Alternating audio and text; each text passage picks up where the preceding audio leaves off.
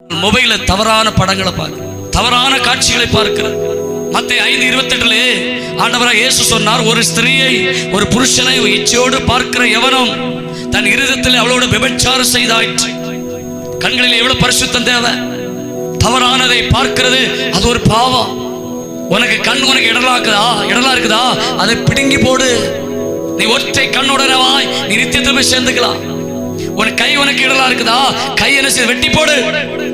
வாலிபனே, வாலிப தங்கச்சி, கையில மொபைலை வச்சு தேவையில்லாதபடி நீ ஏதாவது இணையதளத்துல போய் அசுத்தத்தை பார்த்து நீ வாழ்க்கைய அப்படி கையை நீ தீட்டுப்படுத்தி கொண்டிருக்கிறாயா, உன் கண்ணை கெடுத்து கொண்டிருக்கிறாயா, அதை நரகத்து கொண்டு போய் விட்டுருவான். இந்த கையினால எவ்வளவு பாவங்கள். கை இடலா இருக்குதா, கால் இடலா இருக்கிறதா, அதை சரிபடுத்திக்கொள். இந்த கையில லஞ்சம் துணிகரமா வாங்குறான். இந்த கையில பாட்டில் எடுத்து திறந்து துணிகரமா குடிக்கிறான். இந்த கையினால கொள்ளையடிக்கிறான். இந்த கையினால மற்றவங்களை வெட்டி சாய்க்கிறான். இந்த கை இடலா இருக்கிறதா, கையை சரிபடுத்திக்கொள். ஏன் தெரியுமா? இதெல்லாம் நம்முடைய தலைமுறைக்கு சாபத்தையும் நம்முடைய ஆத்துமாவை கெடுக்க வைக்கிறது.